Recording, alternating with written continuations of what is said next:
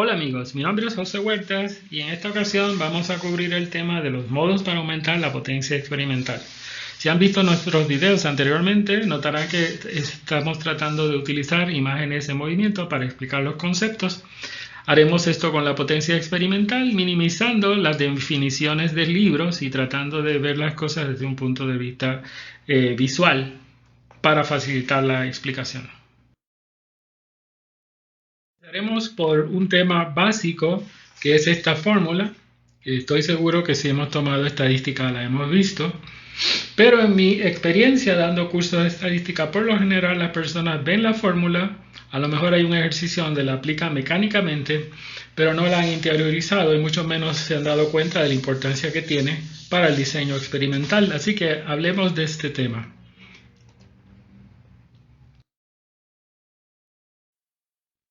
En pantalla vamos a crear datos normales al azar. Vamos a crear 4 millones de datos. Los vamos a colocar en la columna C1. Van a tener una media de 100 y una desviación estándar de 4. Damos a aceptar y ya tenemos los datos. Ahora rotulamos la columna. No va a ser n minúscula, debe ser n mayúscula porque es una población. N es igual a 4 por 10 a la 6. Son 4 millones de datos que se encuentran en esa columna. No le ponemos unidades porque lo que vamos a explicar aplica a cualquier unidad continua. Ahora vamos a hacer una columna de promedios utilizando la función de gráficas de control, donde no nos interesa la gráfica, lo que nos interesa son los promedios. Así que seleccionamos los datos individuales, vamos a hacer que los datos sean de 4 en 4 y vamos a pedirle que almacene los puntos, que no son otra cosa que los promedios.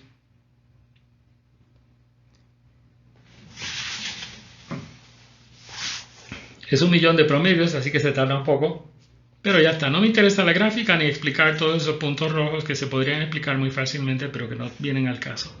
Ahora lo que voy a hacer es rotular la columna. Tengo 1.000.000 de datos, que sería 1 por 10 a la 6, ¿no?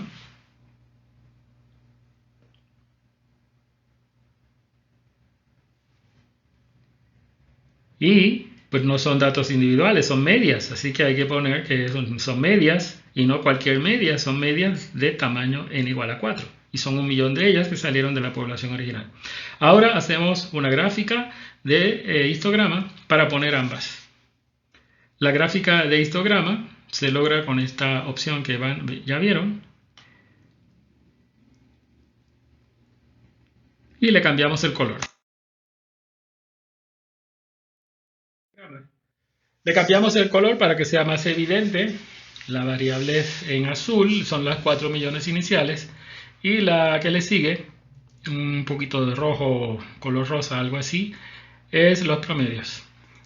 Si uno conoce la fórmula, pues puede entender rápidamente cómo la fórmula, en este caso, resulta en que la desviación estándar de la población original, que son 4, 3.999, comparada con la desviación estándar final de las medias, pues es prácticamente la mitad. Uno debería poder reconocer rápidamente por qué es el caso si ha interiorizado y ha aprendido la fórmula, porque evidentemente la raíz cuadrada de 4 es 2. Al dividir entre 2 a la desviación estándar de datos originales, pues creamos la desviación estándar de los promedios, que formalmente se conoce como el error estándar y es uno de los aspectos básicos en el diseño de experimentos y también el control estadístico de procesos. En este caso tenemos una población original también y vamos a hacer lo mismo, pero ahora para dos poblaciones que salen de la población grande, de n igual a 5 y n igual a 25. Hacemos exactamente lo mismo, ya tenemos las poblaciones creadas, escogemos exactamente la misma operación, pero ahora van a salir 3 histogramas completamente diferentes. Aquí están los 3 histogramas diferentes, como verá, el original que aparece aquí lo voy a marcar en rojo, el original, es esta gráfica. Luego tenemos n igual a 5, que es esta, y la amarillita, que es n igual a 25, que es esta. Así que lo que debe ser evidente a este nivel es que mientras más aumento el número de datos en cada muestra, pues los promedios se hacen cada vez más estrechos. ¿Sí? Eso debe ser vital a básico de entender a este nivel. No importa, por supuesto, si la población es real, como un lote que está en el almacén, o es una población imaginaria que no existe, es la población que inferimos a partir de los datos de un método analítico que estamos desarrollando. Eso no es importante, el concepto funciona siempre de la misma manera. Ahora, lo que resulta y la parte más importante de interiorizar esa fórmula es lo que ven en pantalla. Según n sube, la campana interna se va poniendo más estrecha. Esto es uno de los principios básicos en diseño de experimentos para calcular el tamaño de la muestra. Por eso es bien importante entender esa relación. Los datos individuales en la campana azul no van a cambiar en este caso porque lo que estoy cambiando es el tamaño de muestra. Y lo ven aquí. En este eje se ve subiendo y bajando el tamaño de muestra. Ese concepto hace muchos años lo tengo en mi mente cuando veo estos problemas y decidí crear estas imágenes para ilustrar lo que reside en mi mente en términos del concepto de la estadística. Como ustedes saben, pues estamos dando cursos de estadística utilizando muchas imágenes en movimiento. Así que tenemos la imagen grandotote, ¿sí? Y fíjense lo que pasa con la desviación estándar de los promedios, mejor conocida como el error estándar. Cuando el tamaño de muestra sube, la otra baja, ¿sí?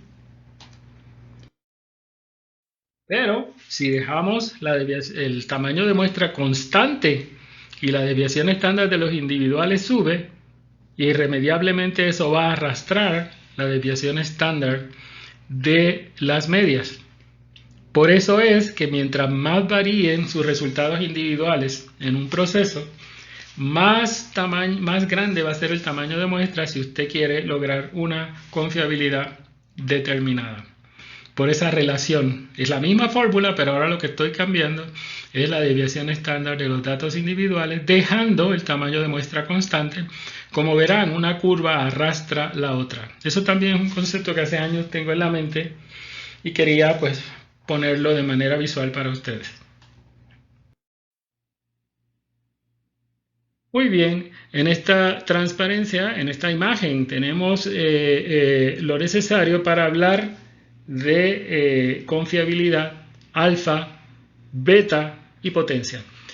Del lado izquierdo tenemos una campana que la utilizamos para visualizar el caso donde no hubo cambios. Imagínense que esa campana más adelante se encuentra en la misma posición. Entonces alfa significa el riesgo de reportar que hubo un cambio cuando no lo hubo, y la confiabilidad significa cuán seguro estamos de no cometer ese error de reportar algo que no sucedió, que no hubo un cambio. Y para poder hablar de potencia necesitamos, muy importante, necesitamos cuantificar cuál es el cambio, como ven aquí, el cambio que estamos hablando, porque sin cambio definido no hay posibilidad de establecer la potencia. Ahí tenemos un cambio, es una representación gráfica, no hay números porque lo importante es el concepto de un cambio que vamos a considerar para hablar de potencia.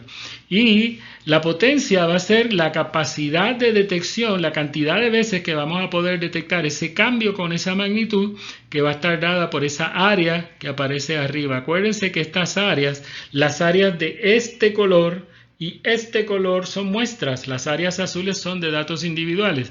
Así que esa muestra, si hubiera ese cambio, va a tener toda esa posibilidad de aparecer y va a haber una pequeña cantidad de veces que va a dar debajo de la línea, y en esos casos nos equivocaremos en concluir que no hubo un cambio cuando sí hubo un cambio.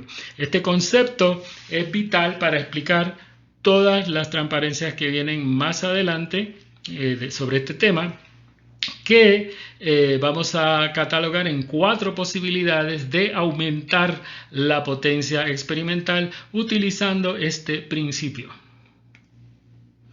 Estamos hablando de factores que cambian la media de lugar, tipo A. La primera opción, y generalmente la más económica que les vamos a presentar, es precisamente aumentar la distancia entre los niveles máximo y mínimo. En otras palabras, en la diaporama anterior, aumentar lo más posible la distancia entre esas campanas que vimos. A continuación explicaremos esto desde varios puntos de vista y más adelante hablaremos de algunos ejemplos. Aunque parezca gráfica de control, lo que usted está viendo es una representación de una serie de experimentos sucesivos a la izquierda y esa misma serie de experimentos sucesivos a la derecha, en donde estamos como único cambio alejando las dos nubes de datos lo más posible, y se nota que mientras más se alejan, menos se confunden las X en rojo, que son los promedios. Esa es una manera, la primera manera que vamos a considerar, que recomendamos como la más económica para aumentar la potencia experimental. Visto desde el punto de vista de la campana gaussiana, lo vemos en movimiento. Como verá, mientras más distancia haya entre las campanas, lo que va a suceder es que la potencia va a aumentar, pero también la confiabilidad y los riesgos alfa y beta se van a reducir. Esa es la manera más económica de lograr más potencia en un experimento. En ocasiones, pues no se puede lograr por razones que no vienen al caso. Y en ese caso tenemos que buscar alguna de las otras 3 alternativas, pero esa es la primera y la más económica. Por supuesto que cada caso es diferente, pero en nuestra experiencia este asunto de las disoluciones pues sería un ejemplo para aplicar este concepto. Digamos que la línea púrpura o violeta que usted ve aquí, la voy a marcar. Vamos a ver si la puedo marcar, esta que aparece aquí. Esta línea representa el lote de referencia. Y yo he buscado provisiones, he hecho varios estudios y conseguí la combinación experimental que me dé una curva inferior, como por la que aparece en la parte inferior acá, y una en la parte superior.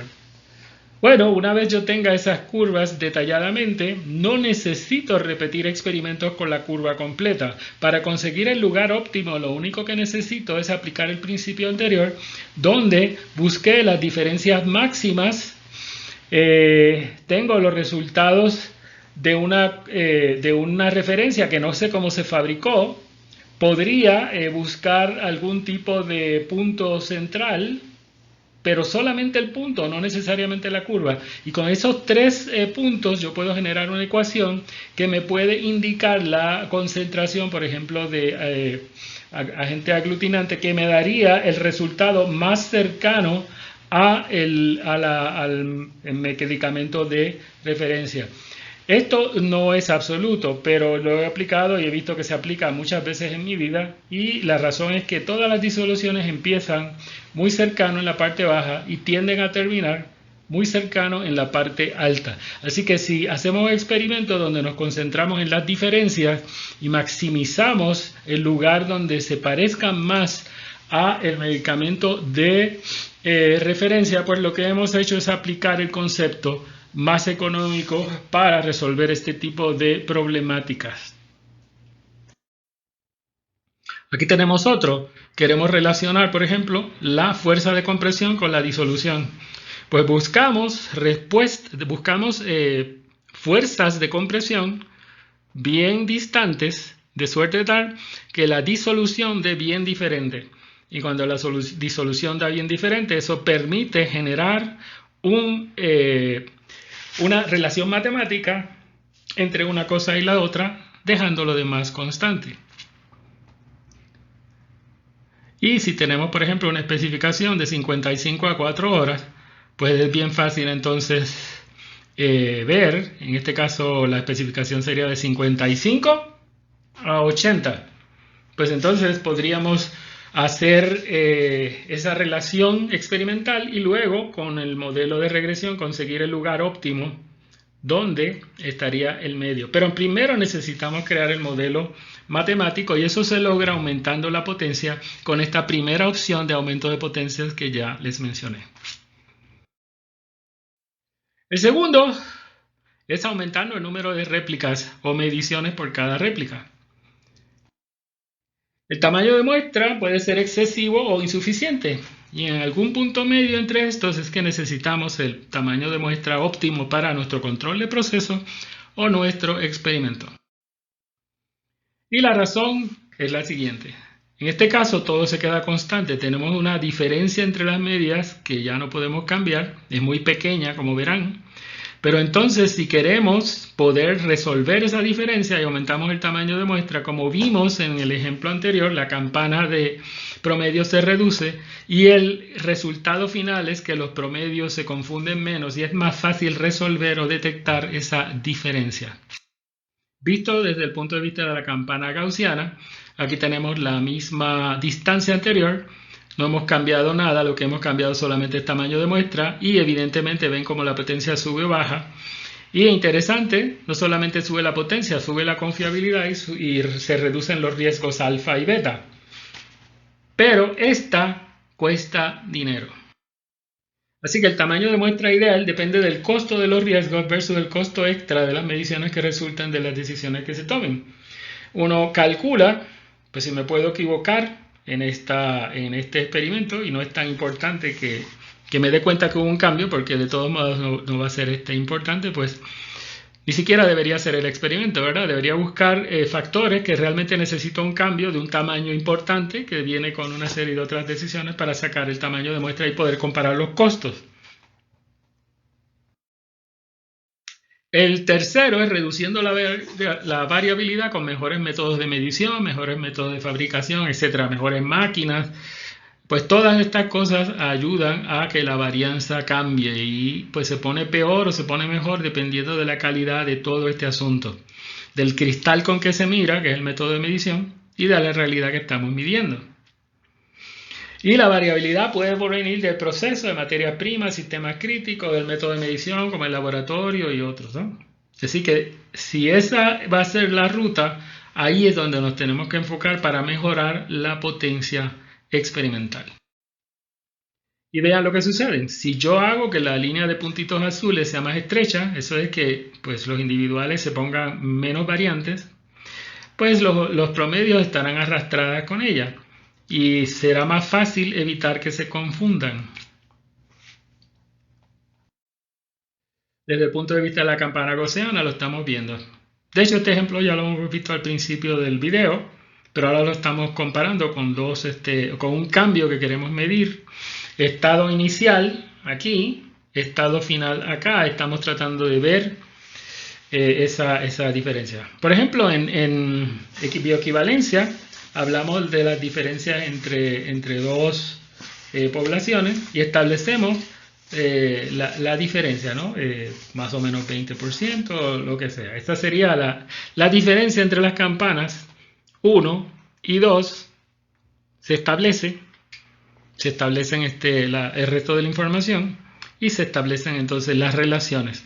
Así que la potencia experimental se puede aumentar reduciendo la variabilidad. Pero eso también cuesta dinero. Mejores máquinas cuestan dinero, mejores métodos cuestan dinero, así que también es un asunto de costo-beneficio.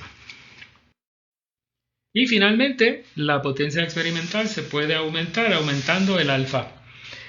Las ICH, por ejemplo, utilizan o sugieren un alfa de 25% para detectar diferencia entre las pendientes. Y Minitab utiliza en manera como sale de fábrica, o sea, cuando usted hace el análisis de varianza paso a paso para eliminar factores no significativos, pues utiliza un 15%. Y eso es una manera natural que se usa para aumentar la potencia experimental con una serie de sacrificios que suceden por esta decisión. Nada es gratis, ¿verdad? Como lo verán aquí, pues si yo mantengo la distancia entre las campanas constante, pero aumento el alfa, pues la única manera de lograr eso y todo lo demás constante es arrastrando las dos campanas hacia arriba. Aumentar el alfa va a reducir la confiabilidad, ¿sí? Y eso va a tener un efecto en la potencia. Eso es lo que hacen las ICH. O sea, ahora no es tan confiable, puede ser que reportes medias pendientes que realmente eran iguales, las reportes como diferentes, a sacrificio, o sea, ese sacrificio lo toma para poder detectar rápidamente un cambio que sí hubo.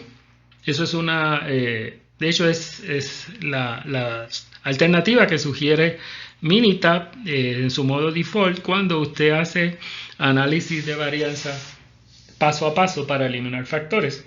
Minitab utiliza no .05, utiliza .15 y esta es la razón. Es una manera de aumentar la capacidad de detección que hubo un cambio de manera temprana, en sacrificio de todo lo demás que ya he mencionado.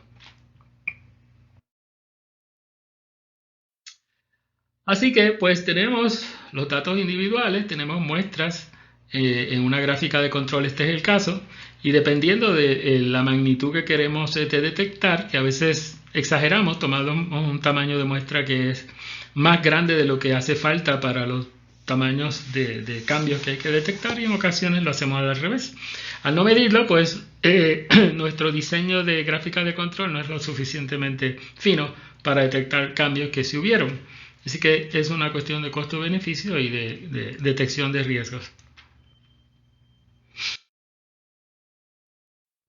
Con esto llegamos al final del video. Esperamos que le haya sido de ayuda. También puede hacer comentarios al mismo o ponerse en contacto con nosotros para cualquier otra pregunta. Y los invitamos a chequear nuestra amplia gama de videos sobre muchos temas. Muchas gracias por su atención y hasta luego.